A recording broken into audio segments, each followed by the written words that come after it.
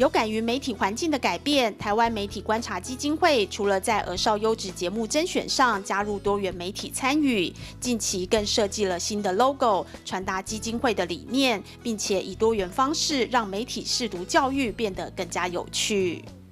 马是送哟，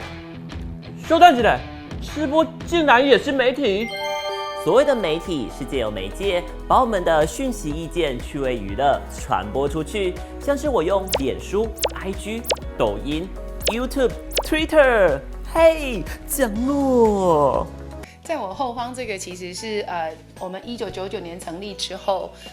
媒观的一个 logo， 它其实就是眼睛，一个很明显就是回应我们 watch 监督的这个角色。那我们后来呢，今年刚刚讲组织在慢慢因应多元媒体的这个转型，我们也发现说，其实媒体政策的监督就是不是只有单纯的这个用眼睛作为一种意象，我们开始用这个新的这个 logo 是4种不一样的颜色的，这个是电视 bar 的这个颜色，然后把这个眼睛镶在这个 logo 的中间，所以表示第一个就是我们看的意象是更广了。好，那眼睛是在核心，是在中间。那不只是让民众希望用眼睛看，而是透过不同的平台里面，我们其实事实上都要去注意。所以这个就是我们今年想要再把我们在基金会做更进一步的发展里面，能够做一些转变。那当然，这个颜色的转变也代表基金会不是只有在过去这个着重这个3个点，就是媒体素养教育、媒体监督跟政策倡议之外，我们希望多一个跟群众更积极的互动，所以我们会有这个教材，这个教材即将在规划生产第2套，制作就编写第2套，这个其实都是青少年喜欢的颜色，非常的丰富。我们呢在这个7月份的时候就会有一套媒体素养教育的桌游发表。这个是跟假讯息有关，那刚好我们都知道台湾最近又要选举了，所以里面其实就是会跟选举有关。选举的时候非常多的这个假讯息、假消息满天飞，那我们就会有这个桌游可以这个上市，在市面上就很多的学生也好、老师也好，可以作为这个素材。我们也会拍很多影片、短音频的这个影片，3到5分钟的，包括配合动画的。我们也跟一些知名的 YouTuber 合作，非常的有趣。好，去介绍这一个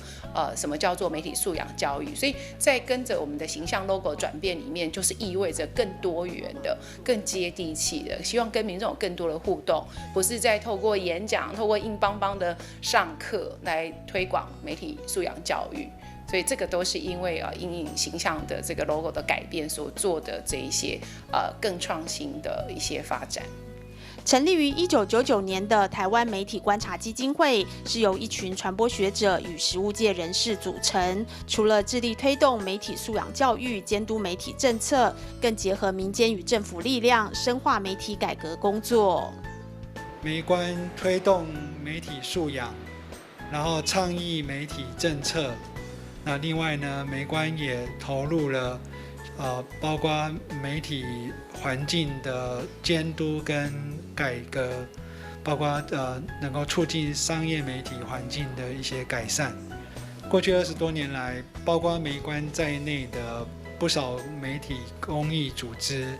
以及媒体产业界的朋友，包括中嘉媒体集团，那大家用分进合集的方式投入各种资源，包括开发新的教材，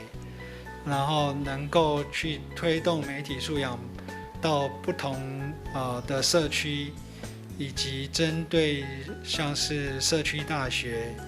还有不同年龄层的学生跟老师，我们都用不同的方式去推动媒体素养的这个教育。多元化媒体时代，各种假讯息与传播乱象充斥。基金会透过媒体观察与监督，竭尽力量拨乱反正，为台湾社会带来更美好的未来。记者李习慧台北报道。